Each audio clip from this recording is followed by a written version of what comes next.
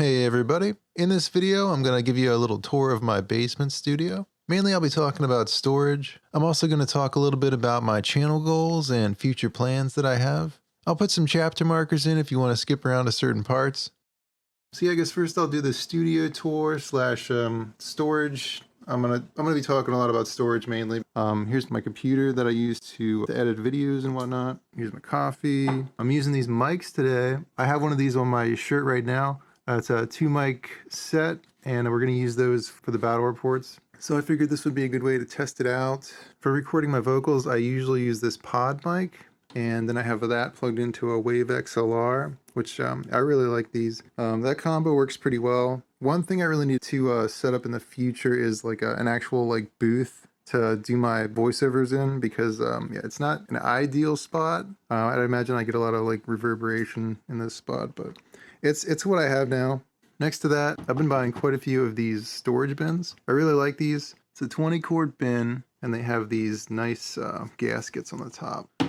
And they're like the perfect size for crafting things. This one I have my acrylics in, and this one is my oils. And then this one has like strings and wires. This is like various papers and fabrics. This is all my electrical stuff. This is like random stuff. It's not just Play-Doh. It's a lot of random things I don't know what to do with. And this one is just like boxes and electronics. So then I stack all my terrain here, depending on like what size container that they fit in. I try and use like one of these or one of these. But yeah, this one's empty right now. I've been trying to get everything organized and kind of in the same area. And here's my alien hives, what I have painted so far. I want to get some more of these stackable storage bins that like lock together, because I think these are probably the best way to store minis, honestly. And then up above that, I have some trays, and this is kind of going to be my area for like projects that I'm working on. And then I use these trays to kind of move everything around, like depending on what I want to work on. Right now I'm working on a mummified undead army, and yeah, I was kind of testing out these resins too. And let's see, these two are mostly empty. This is some random stuff that I've printed out from OPR. Most of these were just test prints, so they're just kind of laying there for now until I build the army out more. Here's all the stuff that I have that I haven't painted from the alien hives. And then these are some larger models that I haven't quite finished. So you got the Titan here, pretty cool. It's a big mess on the floor. I'm gonna just pan right over that. Okay, then on this wall, we got our water heater in there, and then I got more of these bins. If you look on the bottom here, there's a heater against the wall, and I had this above the heater because a lot of the time in the past, I would use this, like if I needed to dry something, and I'll probably still do this. You can only do it in the winter, obviously, because that's when the heater's on. But I'll just put things on top of the heater. But right now, I have my Star Wars Legion stuff there. Yeah, most of these boxes are empty, but I was just trying to get it all together. That's where it is for now. Above that, we have various plastic things, lids. This is where I have all the tube-like things, anything that's like tubular. This is just kind of random bottles. You got tin cans, smaller caps, and other things. Yeah, anything about that size that's plastic, I'll just throw it in there. There's some non-plastic things in there too, but yeah. And then above that, fake plant stuff, sprues. I've also been keeping these token punch boards and trying to figure out ways to use them. Then just some random stuff on the top here, kind of unorganized.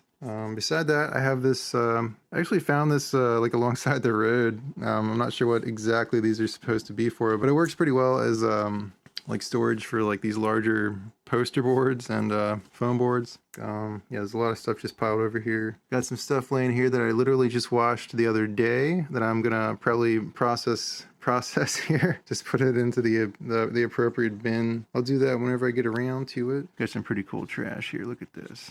On the far side of the room, there's more storage over here where I keep my larger projects that I can't fit in bins. There are some bins over there too. This is my main work table. Oh yeah, yeah, I should probably mention that I have these because I used to make masks, and yeah, that's why I have these mannequin heads in the back here. I actually have a few up here Most of these are early prototypes of designs that I came up with. I have quite a few of those.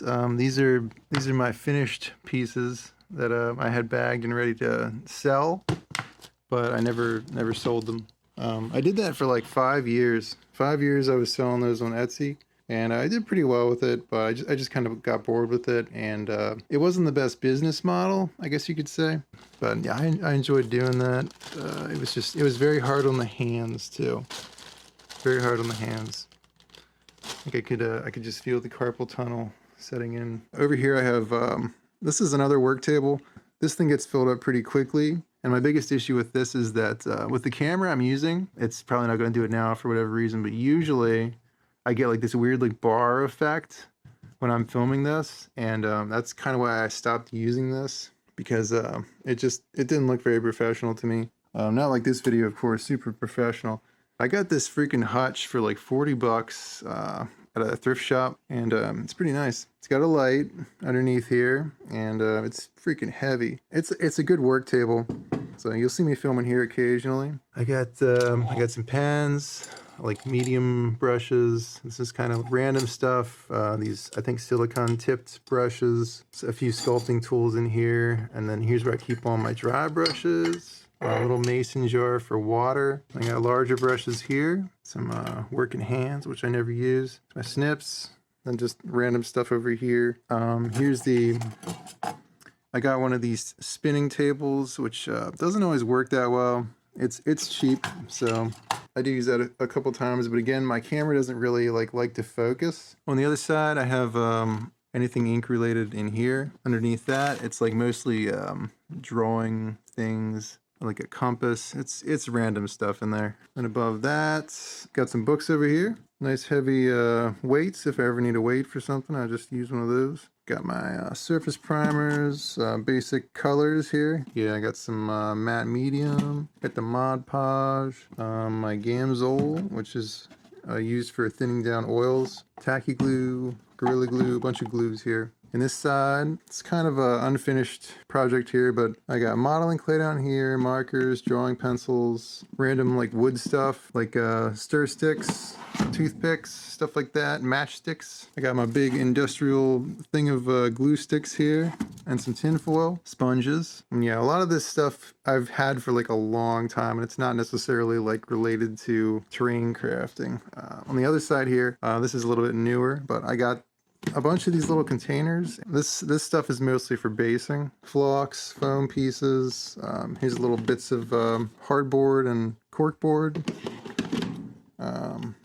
There's like little, I don't know what these are exactly, but I use those as little bushes on the tables. And then I got sand here and some larger gravel pieces. I also recently bought this rust and corrosion pigment set. I haven't used it yet, but I'm pretty excited to use that. Above that, this is mostly tufts, and I think there's some milliput in there too. Yeah, this is like random little toys and little bits.